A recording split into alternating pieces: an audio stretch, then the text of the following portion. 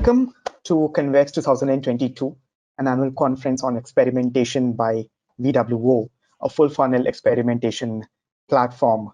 Today, as you can see in front of you right now, we have a team of 4 people from Leap, which is a digital agency based out of, sorry, I forgot where exactly located, Berlin, but of course, Germany. I'll let Oliver and the team describe where they are currently joining in from. So I'll give them their space to introduce themselves. But we have Vanessa, we have Ivan, we have Katja on the call, and they'll be walking you through a workshop, which is titled Psychology and Controversy, How to Do A/B Testing the Right Way. Quite an interesting title, by the way. So with that, and of course, this is going to be interactive. So do send in your responses whenever you are asked to. It will really help in getting a pulse of where we are in terms of workshop. So with that, I'll just jump off the stage now and hand over the mic to Oliver and the team. Take it away. Perfect. Thank you so much. And good day, good evening, everyone, wherever you are. As you just heard, we're going to have a very interactive session for you guys with lots of Q&As and lots of things where you can dive really deep into psychology and the techniques behind A/B testing. Before we start with that, there's a very quick 3-minute introduction into why psychology when it comes to conversion optimization. That's going to be my part, and then we're going to hand over to the team. And let me see, I'm trying to get to the next slide here. Perfect. As I say, a very quick introduction.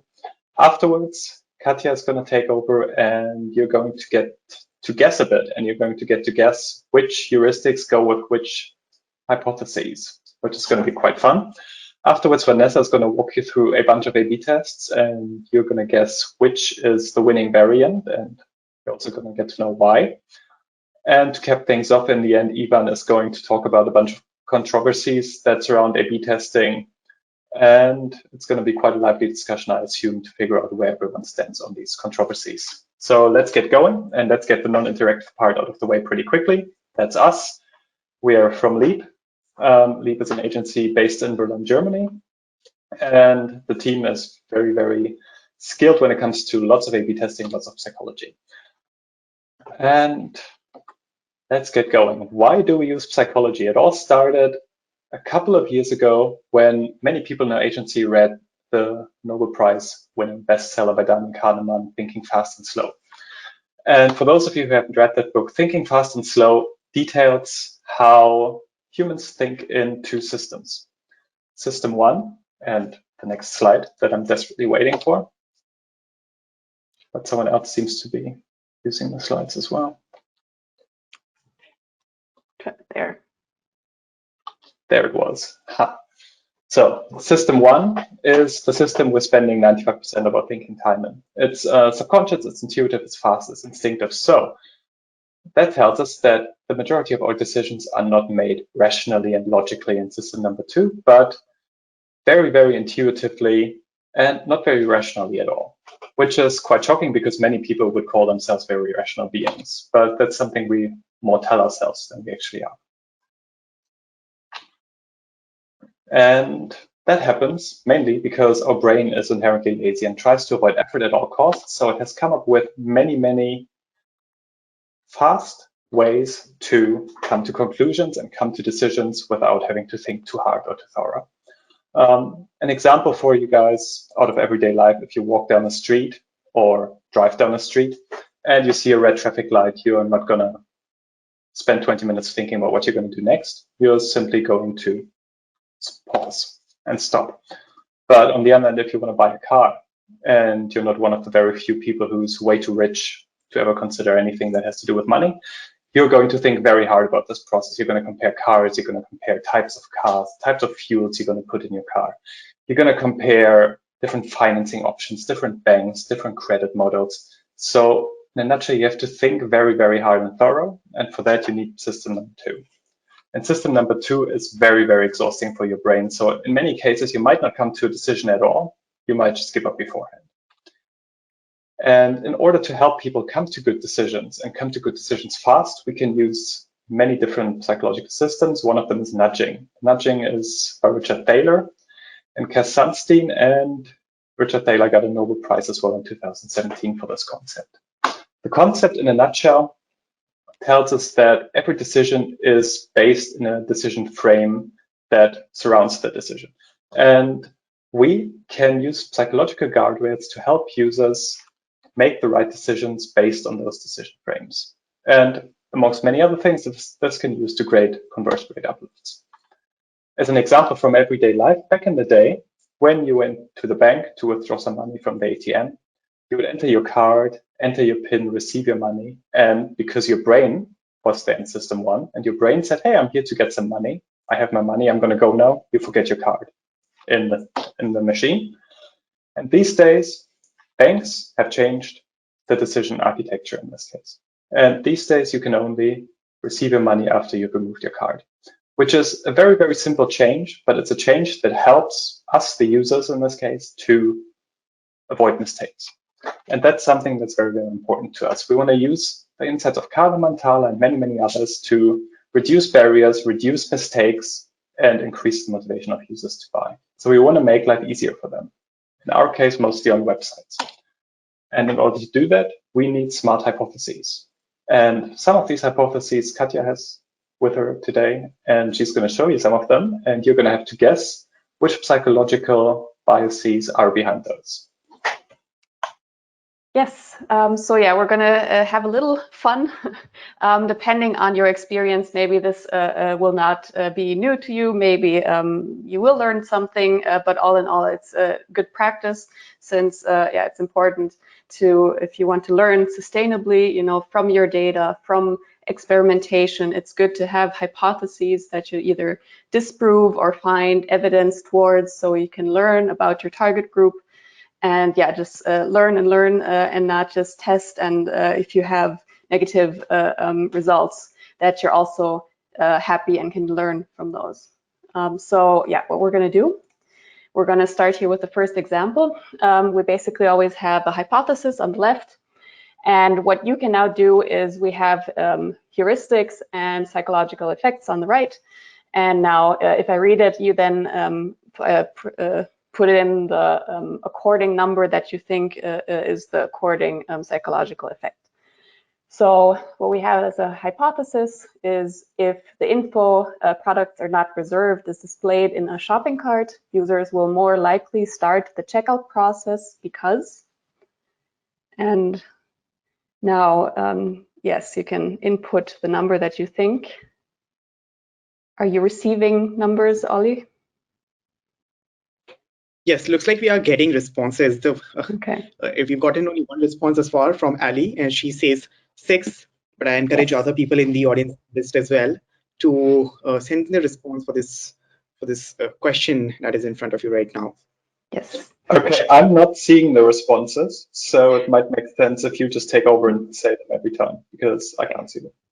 Well, or I mean, you can also just write it down for yourself, and then, you know, with the honor system, see if you were right or not. This is just a nice little practice, and we just want to show also know that it really is helpful to build these exact hypotheses. So, you know, it's like we heard before, not just, yes?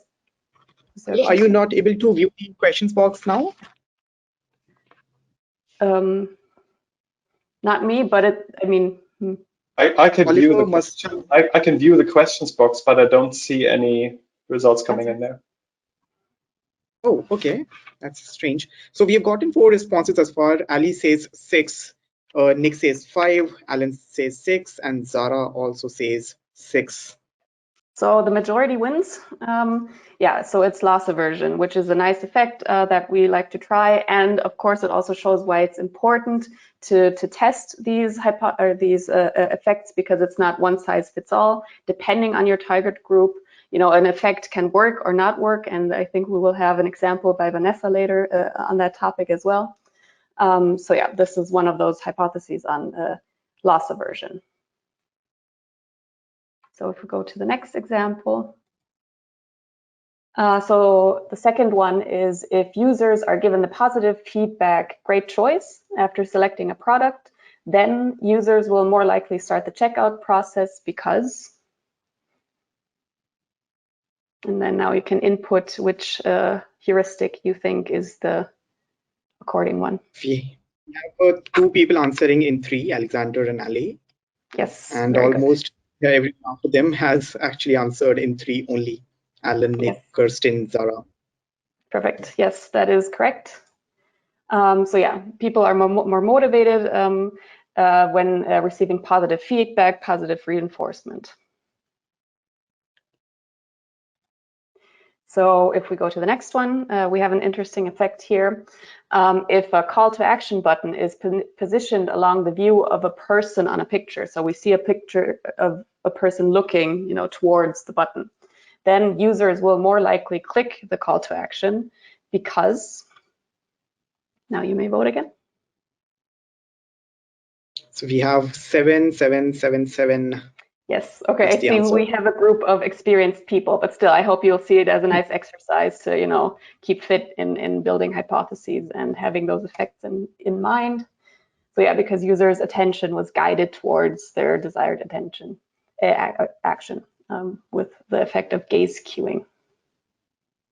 So we have a comment from Ali, by the way. Yes. Ali is saying that it's a very helpful exercise. That it's, sorry, what? Thanks, Ali. It's a very helpful exercise. Great. I'm glad to hear. Good. Yeah, let's continue. Okay. Okay, just one little input. The questions box is finally working for me now, so I can also take over if you want to. So please go ahead, Oliver. Okay, great. So we're at the next one. If feedback of other users is displayed on a product page, then users will more likely add the product to their cart because we got lots of 9s. Very good. Very good. Everybody has been doing their homework. I'm happy to hear. Yeah, because people try to. They would like to have a 1,000 euro prize too. Yeah. Sorry, no prizes today. Just the fun of knowing that you're all have the experience. But yeah, people. Yeah, it's just important. On the next question, before you reveal the actual answer, let's try to get someone on the audio to share their reason for choosing that answer. Sure, let's do that for the next one. I don't remember which was the next one. We'll see. Okay, so yeah, this social proof. It's very important for people to know what, or to evaluate their own behavior. They look at the behavior of other people. So, oh yeah, this is an interesting one. So if the initial price of a product is positioned before a reduced price of the same product, so then users are more likely to add the product to their cart because, and yes, happy to take an answer with a voice. So we've gotten 2s and 4s. Let me know quickly, Anna, Alexander, Ali, Hamad, who would like to come up on the audio and share your reasoning for inputting this answer. Nick, just drop in your interest in the questions panel itself and I'll unmute you. Okay, Hamad is ready to speak up with his reasons. Hamad, I've unmuted you. Please go ahead. Hi, everyone. Yes, yeah, I think it's a decoy. I chose decoy effect because they think they're getting an offer because they feel they're getting the value for their money. So it's more like a decoy, tactics or way of converting, customers. Mm-hmm. That is actually a really interesting discussion because it is actually not decoy. Decoy is we'll get to it later, is the inversely how if you add another option to 2 options, taking it away already, that it makes it more likely to select those. So what we actually have here, but it would be interesting to look at that more closely, whether this is not similar effects that work together here. But the one that we used is the anchoring effect that basically says that the first value that you perceive is the one that you set it as an anchor. So the original price, before being on sale, is then allows you to perceive the product on sale as a more advantageous. So this is the reasoning we said here. But yeah, that would be a second hypothesis to put it on the topic of decoy effect. Let's go to the next one. Yeah, please proceed to the next one, Katja. Okay, so if the mission of a charity is conveyed with emotional messages and images, so for some a charity, without not just having text, but actually, using emotional language and pictures, then users are more likely to donate because.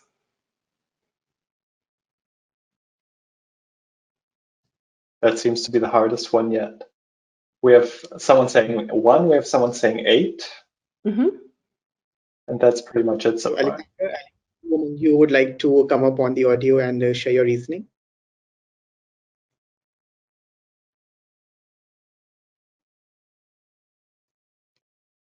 Let me unmute Ali here. I would love to hear your reason, Ali, definitely. She said no. That's fine, she doesn't have to. Okay, sorry. I'll mute you again. Yeah. Was there a second person who wanted to tell their answer? Yeah, we have a bunch of people saying 8 now, but no one volunteering to speak up yet. So okay. Let me see if Alexander would want to speak.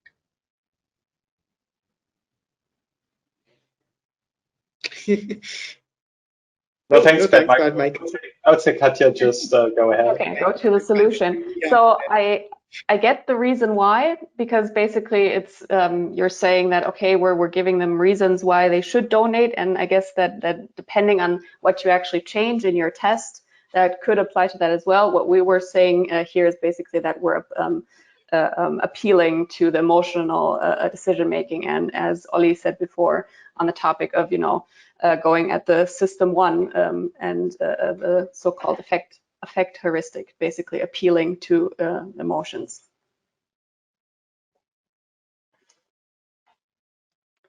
Okay, let's go to the next one. 4 left.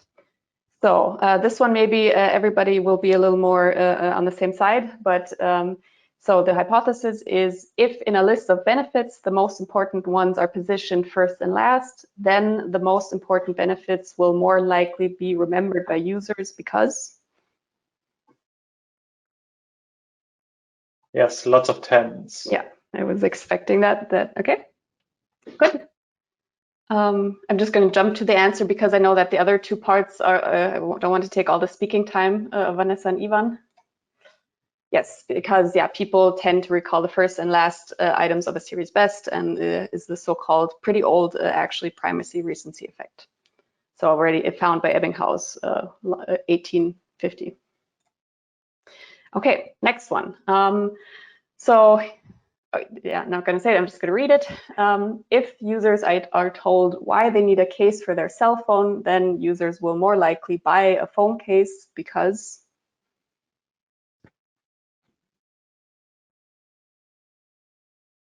Lots of 8s. Yes, so this is the one hypothesis we put into that heuristic. But of course, always also all tests, it's not always easy to just get one heuristic, so it is important to look at what kind of effects can you have on the users that can change how they act. So people are more willing to act if they're giving a reason to do so. Okay, 2 left. So here is the example. If a third, more costly option for an insurance is offered, then users will more likely select the middle option because?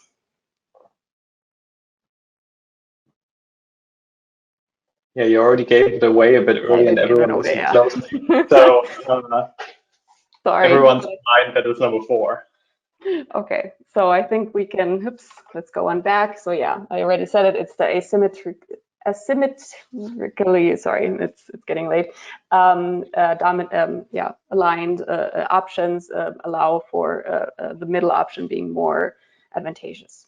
So let's get to the last one. Of course, we've used all the other ones, so it's just in doubt progress that is left, but let's go through the hypothesis. If a progress bar is added to a configuration funnel, then users will more likely complete the configuration because people provided with artificial advancement toward a goal exhibit greater persistence towards reaching said goal. So it is, it increases their motivation and they will more likely go through the whole funnel. Okay, I hope this was a little fun. I hope you either learned a little or just had a little more practice on things you knew already. And I will now give the microphone to Vanessa. So thanks. I hope that I will have a good time here with all of you. Thank you for being here. I see that the numbers are dropping. We are 58 people now. Stay a little bit longer. You can do it. We can all do it. We will have fun now. I plan to speak for 15 minutes. So if I'm taking too long, feel free to cut me off. I can like skip some of the tests that I brought to you. I will give you very limited time to vote. I will count down from 5 to 0. But if you want to ask something, if you want to contribute anything, feel free to let Ollie know in the chat, and then we can unmute you and you can talk to us. And what I did today is actually I brought some of the A/B tests we did recently. My mouse is not working. Who is having the mouse? Nobody. I should be the person that is. Try again. Wait. I clicked already 3 times. Oh, no, something happened. Okay. The first test that we are doing is a loss aversion test. I still don't see, I don't know. I try to move to the next page. I can also just do it if you want to. Can you do it? Do you have control? Yeah. Thank you. That's perfect. So what is really interesting here, Katja already told us about loss aversion. You all know what it is. And this is actually something that a lot of shops do. And what we as an agency can do is we can run the same test for several target audiences for several pages. So we use one hypothesis for 2 shops. 2 shops that sell clothing. Both are German shops. One is selling the kind of underwear and sleepwear that your parents might buy, and the other is is selling streetwear and sneakers, and has a lot of fans in the graffiti scene. So a little bit of a younger crowd here.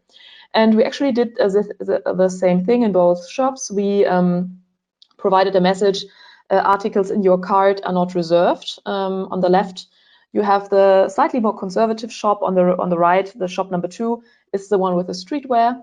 And our hypothesis was, if users are signaled that their selected products are limited, then they are more likely to complete the purchase because they want to avoid the loss of the potential purchase, which is loss aversion. So now you have 5 seconds to vote whether shop 1 won, shop 2, none of them, or both. Did you get some answer like 5, 4, 3, 2, 1? Did we have some answers, Ali? We have answers. We have the majority saying number 2. And just one quick info for Denise, exactly where you just entered the question, you could cast your vote. Okay, great. So you voted 2. Let's look at the results. Let's go one slide further. I had this plan out. Yes. So you were right, actually. Shop number 2, where we have like insecure young people, there we managed to get more of them to buy when we told them that their products are limited, available in a limited capacity. For the more conservative audience, this hypothesis did not work out. So this is something that proves that it's really important to test things, even though they are sometimes viewed as best practices and are done by a lot of shops, by a lot of websites without even testing them. So every test that we do, we are somehow convinced that it might work, but there are always negative results as well, and this makes it super important to test. Okay, let's continue to the next test, which is also great fun. There we looked at a login page. This is there we had the situation that we there was the registration button is not very well visible on this page. You see the login form on the top of the page. Below that there is the guest CTA. Ich bin neu here translates to I'm new here, and then the CTA text is order as a guest. The Amazon Express checkout as well as the sign up option are not not visible in the first view here.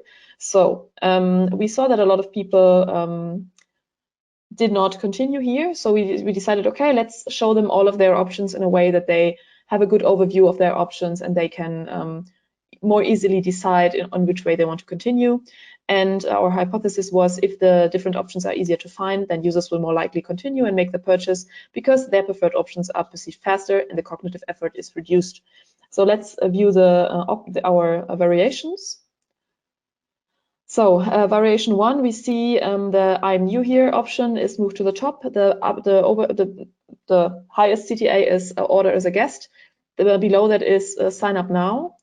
In a secondary CTA, below that we have I'm already a customer, the form for the login CTA, and down there you have the Amazon Pay Express checkout. And in variation 2, we have like two cards, and you can choose between I'm new here and login. If I'm new here is open, then you see order as a guest or sign up now together with benefits of creating an account. Below it there's always the express checkout. If you switch to login, then you will have the open login form visible. So you can vote now who won. The original, the variation 1, the variation 2. Original is 0. So I give you 5 seconds again. 5, 4, 3, 2, and 1.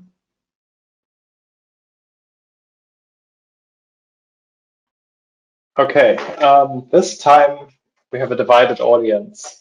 Pretty much the same for 1 and 2. And Denise is asking the question if success is defined as conversion for all user types, existing and new customers.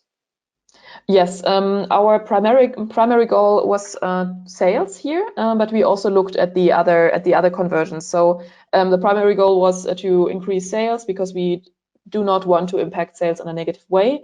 But we also tracked the user behavior because we also wanted to raise registration as well if we could. And so this was something that we also tried to do. And if you look at the next slide, we see that variation 1, even though sale was not significantly better, led to 58% more registrations in the test variation, which is good.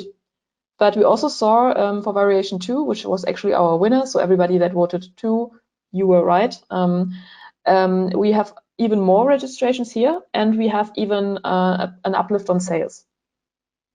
So also it shows there are several ways to solve a problem. Some might work better, some might also work good, but might also still be room for improvement. So let's continue to the next test. This is a test that is one of my first tests, actually. It's a bit more complicated, it's actually not that complicated. I had a shop that is still a customer of mine, and they had a very, very messy category page. All of the product listing pages looked very untidy, very messy and chaotic, and a lot of users entered on these kind of product listing pages. So I thought, okay, it is not really clear which element belongs to which product because the CTAs are so far down below.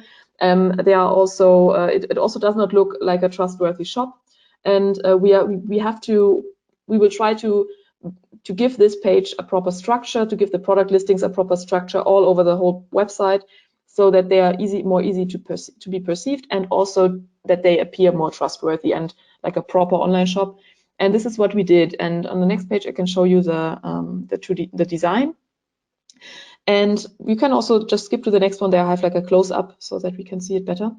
Great. So we see that in the original on the left, we have a drop-down where it says Auswahl, which is where you can select multiple options. If you choose a product variation here, for example, blue or green or whatever, then the Kaufen, so the buy CTA appears. So we changed this and we pre-selected an option so that there is always a CTA here. We try to give it a proper structure. We put a border around it so that it is clear that what belongs to which product, and we try to make the product the whole shop look a bit more serious and everything, the information to be easier to be perceived. So who do you think won, the original or the variation 1?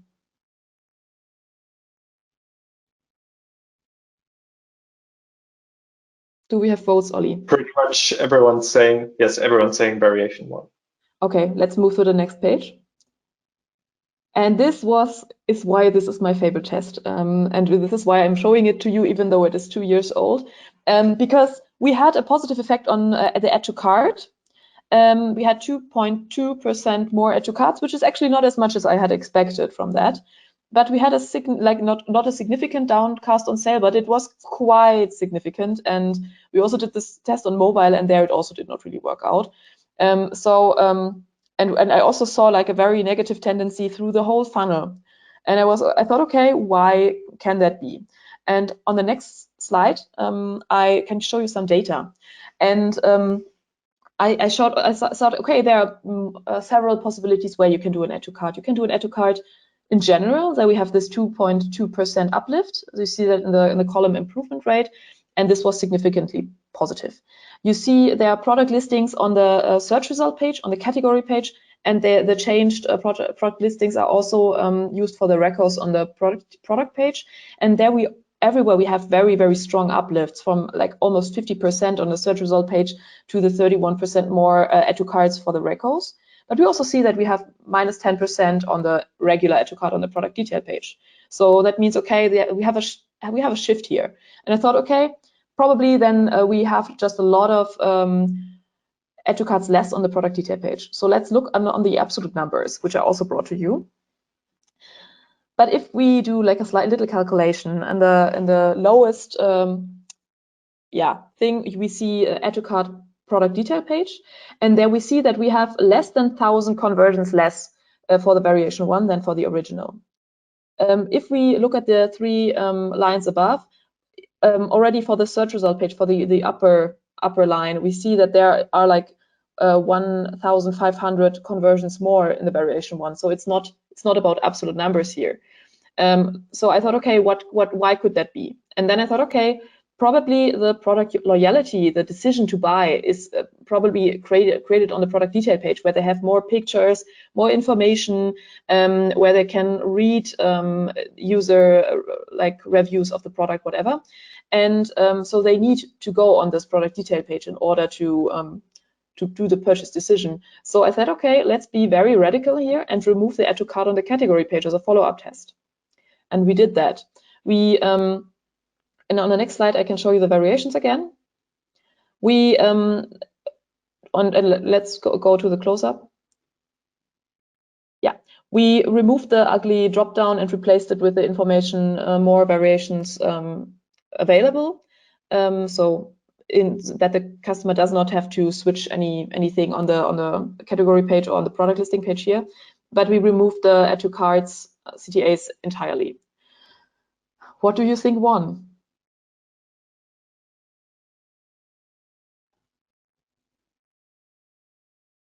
I think I probably gave it away a little bit already with my enthusiastic reaction to this test. Yes, people say variation 1. Yeah, so let's look at it. And yes, we had I brought you several goals from the funnel. The primary goal was again sale, of course, but we also looked at the whole funnel, and the whole funnel was positive for the whole thing. And also we saw that this time the product detail page was not affected negatively, and it was an overall good thing. The test worked better than the original, and that was very interesting for me, and one of the reasons why I like to track a lot of additional goals, to see how many people are interacting, to see how the users are behaving differently. So let's continue to our next test. We have here, this is another shop, a typical clothing shop. Here we have the product detail page of a shoe, and in some online shops, the primary CTA on the product detail page is only active when you choose an option. And in this case, it was the same, but we thought, okay, users might not understand that the product is still available, that you only have to choose your size in order to be able to add the product to your cart. So for one reason, the inactive button does not have any action affordance. It does not seem clickable. It does not motivate you to click on it. And it can also be like misunderstood by the users. So we said, okay, if we make the primary CTA active, then users will be more likely to buy the product because they understand the CTA better, that the product is available, and it also has a higher action affordance. So I can show you my 2 variations that I did. The first variation is very simple. It's actually totally the same what happens when you click on the CTA in the original. You get an error message if you do not have your size selected. So the first state is in the variation 1, the button is active. If you click on it without selecting your size, you get this bitte wähle deine Größe, please select your size error message. This is the variation 1, which is very simple change. And the second variation, I wanted to make a little bit more organic. I wanted to say I didn't want to have this error moment for the user. I wanted it to be more of a natural flow. So I said, okay, if you click on the button without choosing your size, we will just show you a nice green check mark and then ask you very friendly, without an error message, to select your size to complete the add to cart. So these are our 2 options. On the next slide, we have the voting again. What do you think is the best option?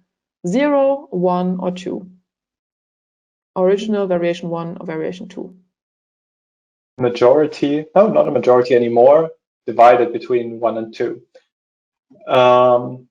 And Mark has also asked if we can provide sample sizes and time scale of testing. So how long did the tests run for? We don't have it in the presentation here, but maybe you remember. I cannot tell you entirely, but for what I'm always waiting for is that I have around 1,000 sales per variation. This is one thing that I look at, and I let the test run for at least 2 weeks. This customer has a lot of traffic on mobile, so I think this was probably around 2.5, 3 weeks, this test. But the test with the shopping, with the crafting supplies before, with the ugly add to cart category page, I think that ran for at least 4 weeks. So we always try to have like whole weeks, at least 2. Usually the tests run between 2 and 4 weeks, and we try to get the 1,000 sales per variation. Perfect. Okay, for this one now we have a slight majority for number 2. But okay, yeah, this was actually also my favorite, but I spoiler you now. It did not win. Show us the results, Katja. Thank you. So we see here that we have a slight positive effect for variation 2, but the significance is only 85%. I mean, with small effects, they might become significant if we leave the test on for longer, which we didn't do because our variation 1 had a stronger effect that was significant on sale. And this was actually surprising because my client was also very big fan of the second option because it seemed like more flowy and less intrusive. But yeah. Sorry, Vanessa, it could be like our German culture. Probably it would be different in, for example, in the US or America or different countries. Yeah, but that's why we test. I mean, yeah, that's example. Or even though we oftentimes have favorites in our testing. Yeah, that's true. So always test everything. We can always support you if you have any questions about testing. But yeah, this is the reason why we test and why we do not just implement everything that we learn from other clients. Yeah, but it's great fun and it's always super interesting what happens. Okay, next test. Sticky add to cart. Okay, so here we had the case that we had this is a cart page. And down there we have the zur Kasse gehen CTA, which means go to checkout. And it had very bad usability because it was not very well clickable, to be honest, and it didn't really appear as a button, and there was actually no context provided so that it appeared like a buy box. So we said, okay, we want to, and we also saw that a lot of users were leaving the checkout, the cart before entering the checkout. So we said, okay, we need to give them a little bit more security, a little bit more information. We maybe need to frame the button a bit different in order for it to be recognized as a proper CTA and in order for to give the user more security so that they enter the checkout. And what we tried was on the next page. We actually had one variation where we said, okay, we just give them the total sum of their purchase to just give them a little sum up of their order in the buy box, just for additional security. And we had a second variation where we also added the possible payment options below, because we know that the payment options the logos of the payment options can work as trust signals and can help the user to feel more safe because they know these options, they trust the payment, and this overshadows, and this is like a halo effect that can be impact the whole buy box positively. So we have two variations. On the next page we all have the voting again, the original, variation 1, variation 2, and I would like you to ask to vote again who won.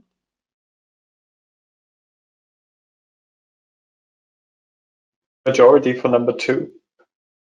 Yeah, you are correct. So both variations worked, and it's really nice to see that both. It looks like the effect builds itself up. So we have an effect for giving the total sum, and then we have a bigger effect for giving the sum and the payment options. So that was a nice test, and yeah, was a fun result. Okay, next one. Yeah, this is one of Ivan's tests, I think. This is one that I really liked. We had, this is a perfume page. They have really a lot of traffic, so we can do a lot of variations here, which is nice for us.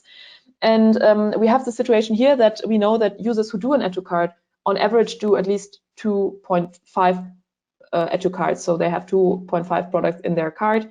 A lot of them do add a lot of more products. And we also see that the add to cart overlay is very intrusive. It's very big. The rest of the page goes dark. You cannot do much else. And you also have recommendations on it. And I don't know if you have ever purchased a perfume, but there are several options of that are very similar. So you can get an eau de toilette, an eau de parfum. You can also get several sizes, and it is quite expensive. So in this case, we had recommendations that were kind of very, very similar to the chosen product. And we thought, okay, maybe that can lead to confusion. Maybe that can distract the user and cause insecurity in their choice.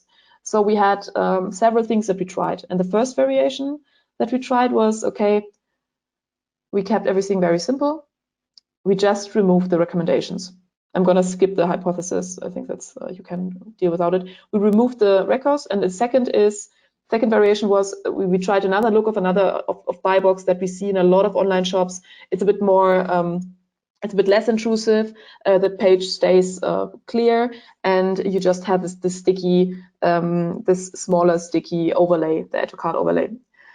The next variation that we did was even less intrusive. That we said, okay, we remove the overlay entirely. We just go with a direct feedback on the button. If you do an add to cart, the black button turns green for 5 seconds, I think, and the text changes. So it says something like the product was successfully added to the cart. So we have these 3 options and the original, and we again, there's a mix up with the layout, but we have again 0 original, 1 variation 1 without the recommendations, 2 the variation 2 with a sticky overlay, and 3 with the button feedback. What do you think?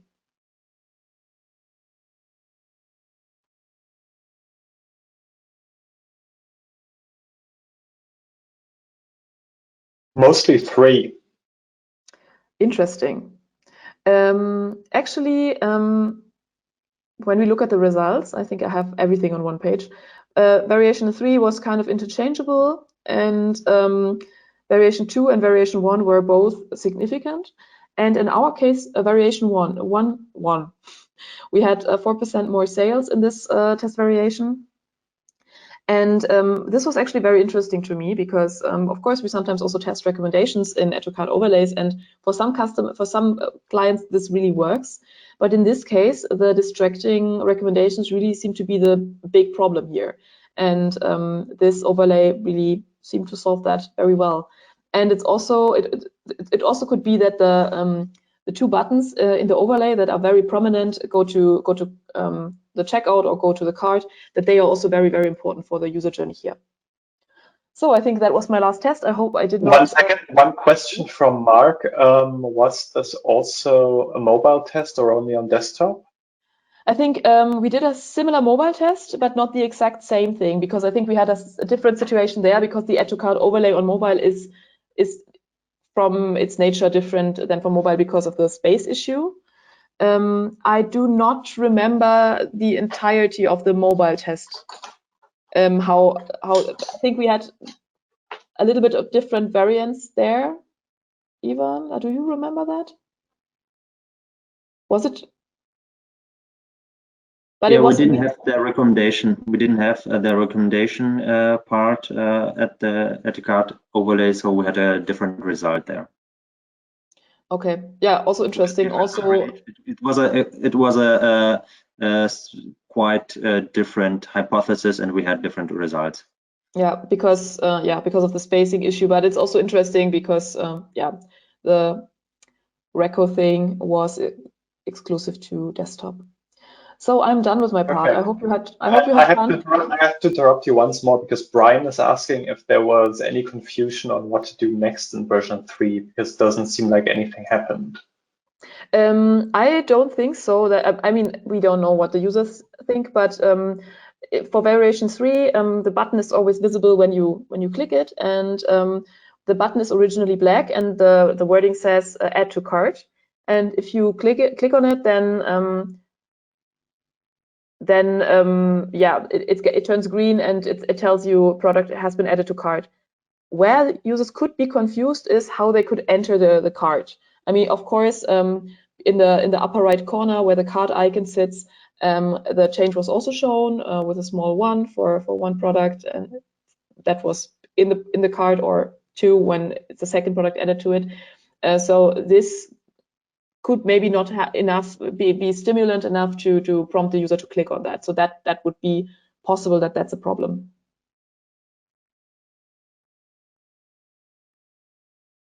Perfect. I'm done interrupting you. Okay, I'm done with talking. So I hope you had a good time, and enjoy Ivan. Okay, thank you, Vanessa. Thanks, guys, for staying with us.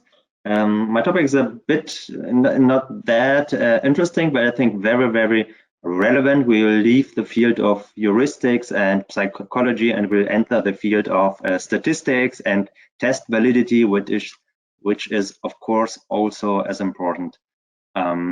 And probably once you understood that A/B testing is a great thing and a great thing to do, and you will have enough resources, you want to run as many A/B tests as possible.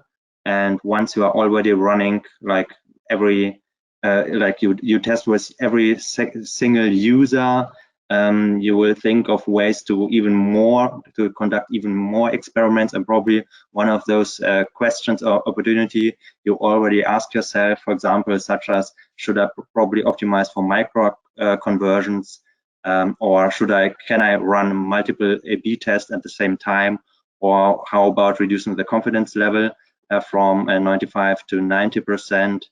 And I want to discuss these three options with you, and of course tell then our point of view on this topic. So let's start with the first question. Should or should you not optimize for micro conversions such as add to cart rate, or should you always aim for macro uplifts such as sales? So you can just write yes, you should optimize for micro conversions, or no, you should also always try to increase sales.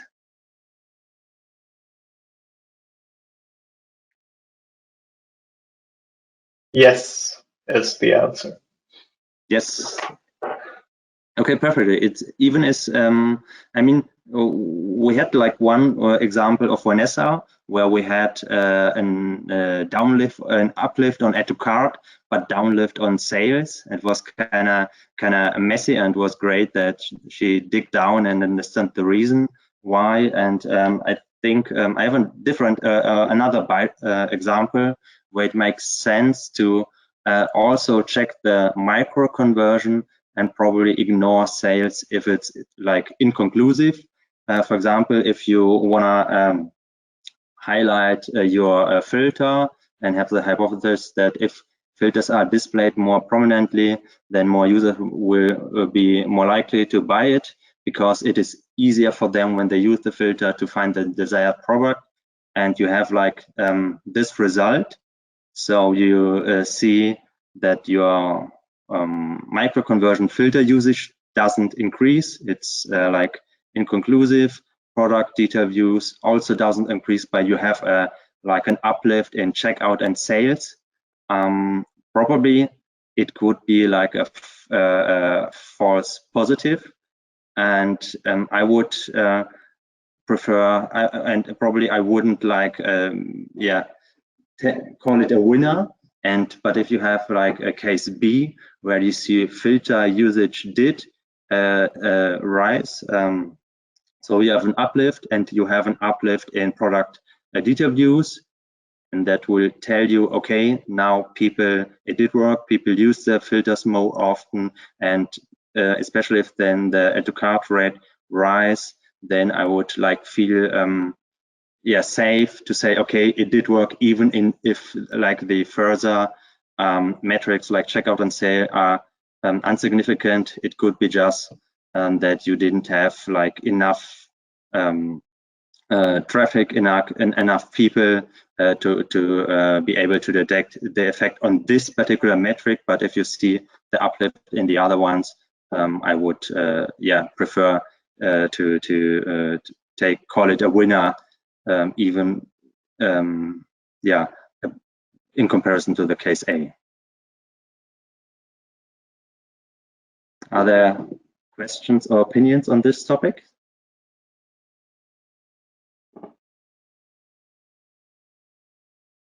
Nothing at the moment.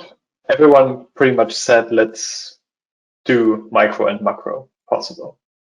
Okay, of course, if you have enough traffic, you should, like Vanessa, check everything, at least those metrics that are important for your hypothesis.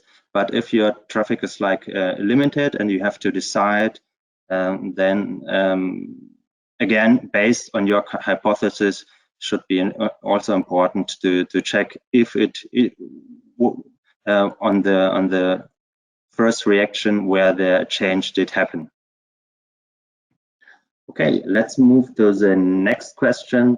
Should you run more than one A/B test at the same time on your website? Please again say yes if you should do it, or no, you shouldn't. Like there's of course opinions like, okay, there could be like an interference, like the one could influence the other test. And yeah, I'm interested on your opinion. Okay, firstly, Gabriela said about the last one how much she relates to it and your recommendation, because they have a very stubborn vendor, and she really likes what you just said, which is great. And otherwise, everyone says, yes, you should test several things as long as they don't overlap and as long as it works with GDPR and cookie policy. Okay, of course. Yeah, and I think if, except for the case where you have a pretty same hypothesis, like you should think of, okay, can I like combine it and test it within one test? We would also strongly recommend chapter one of the three questions. The one where we have like the strongest opinion in recommending doing it, because your test, when you conduct an experiment, there are already several or many factors that influence your test, like external factors like seasonality, sorry, weather, day of the week, and so on, and then your own like activities of your marketing department. If you have like sales week or what else, then probably your competitors. All of these activities can influence your running tests, and the most likely your audience, your target group, that can also change, or they are not everyone is not the same. They have different preferences, device, attitude. That's why you get such recommendations like please segment your data to gain insights. So it is, you don't have like a perfect situation, but you are looking for if you're testing a strong hypothesis, if you're looking for a strong effect, you want to have like a winner which will stand like the time and won't be a loser like the next week. So if you add another test on another page, then it will be just another factor that like could influence the other test, but you shouldn't like to worry too much about it because there are already hundreds of factors. And yeah, just make sure that the hypotheses are different. Yeah, it would be good to have them on different pages, the tests, and then you should be safe.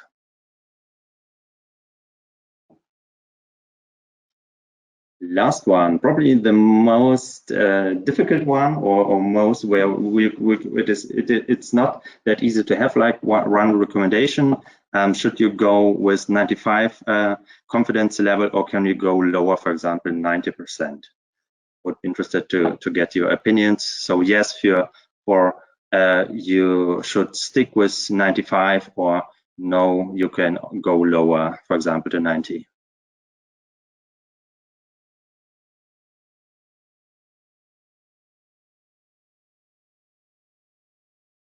No answers yet. Everyone seems to be unsure. Okay, I had like I watched yesterday a video where someone 95%, there's already too much pollution. 95% if it's an important change, but lower if it's not too crucial to the bottom line. That's I think it's a great summary. I watched yesterday a video where someone said, okay, if I could, I would always go with 99%. I think this is too extreme. Yeah, I have a few thoughts there. So the first thing you think is, okay, if I reduce the confidence levels, then like my false positive rate will double, which is of course true. But the other side is, the downside is like, if you want to have a higher confidence level, you will need much more participants. And the downside is that your test will run longer. So if you go from 95 to 90, you can, dependent on some factors like your conversion rate, but yeah, around about you will need 25% less participants, so you can run 25% more experiments when going from 95 for 90. So the picture I shown a few slides before was not like correct, but the greater pictures is this one. So if you have like 95%, you can run like 100 tests and assume you have like your real success rate is 33%. Then you will find like 26 like real winners. Some of them you won't find because of the beta error, and then you will have like 3 false positives. And if you switch to 90%, you will be able to run more experiments. So we'll have 125 tests, and assuming your success rate will stay with 33, you will be able to find much more winners, 33, which are 20% more real winners in comparison to the other, even if you will have twice the number of the false positives. But yeah, like the summary, if it is like a change such as you change a headline, you highlight your filters, and it is like a change which don't have like additional costs, like a new feature which you will have to maintain, then I think 90% is fine. And if it is like a risk or very important, decision you have to make, then you should probably go then to stick with the standard of 95%. Are there questions or opinions?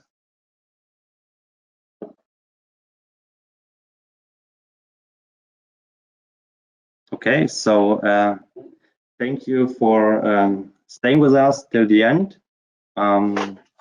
If you guys want to see some psychology in action on your side, you can write us an email with the subject psychology to oe@leap.de.